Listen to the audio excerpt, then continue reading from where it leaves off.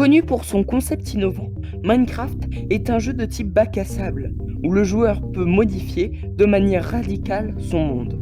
Un aspect intéressant du jeu est la possibilité de, via les commandes, créer des objets qui n'auraient jamais existé en temps normal et d'automatiser l'apparition ou la disparition de blocs ou d'entités.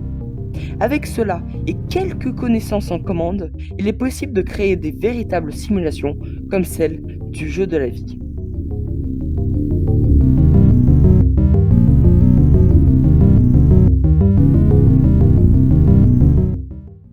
Imaginez une grille en 2 dimensions, remplie de pixels. Chaque pixel peut être soit mort, soit vivant. Chaque génération de pixels suit 2 règles simples très précises. Un pixel vivant meurt s'il n'a pas entre 2 ou 3 pixels autour de lui, et un pixel mort naît s'il y a 3 pixels vivants autour de lui. Ces règles simples vont faire apparaître des schémas et des situations étranges, comme le pentamino R, simple structure de 5 blocs qui se stabilise au bout de 1103 générations. On considère le jeu de la vie comme étant un Turing complet. Il a été démontré que le jeu de la vie pouvait simuler un ordinateur, et donc potentiellement lui-même, qui pourrait simuler un ordinateur, qui pourrait simuler le jeu de la vie, qui pourrait simuler un ordinateur.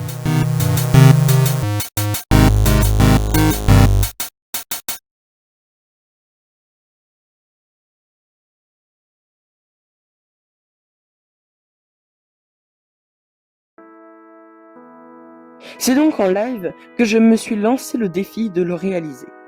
Suite à de multiples heures de développement et de nombreux débugages, le jeu de la vie a maintenant pris vie. Le plus gros problème avec ce projet était l'optimisation. Pour régler ce problème, je n'ai demandé à Minecraft de calculer seulement les cellules adjacentes aux cellules déjà vivantes et les vivantes en elles-mêmes, pour éviter de calculer une infinité de cellules.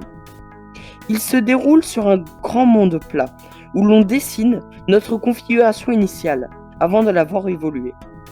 J'ai eu beaucoup de mal avec la façon de rendre accessible la création de créatures, mais j'ai codé un système simple maintenant.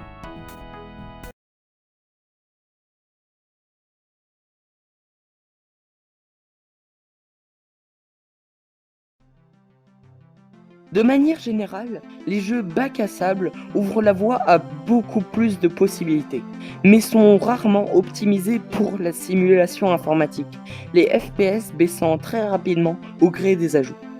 Minecraft n'est pas le seul jeu à proposer tant de possibilités. D'autres jeux, comme Scrap Mécanique, permettent de faire d'incroyables créations de manière plus optimisée. Créer des mécanismes potentiellement infinis est impossible dans la plupart des jeux ouverts, car ils ne donnent pas accès à des fonctionnalités de commande, d'où le choix de Minecraft. Les jeux bac à sable deviennent de plus en plus puissants, permettant de simuler des objets réels. Alors, qui sait ce que pourra nous réserver le futur des jeux de création? Est-ce que des enfants seraient maintenant capables de découvrir par hasard des concepts mathématiques complexes grâce aux jeux vidéo? Merci d'avoir regardé Unfinished Project.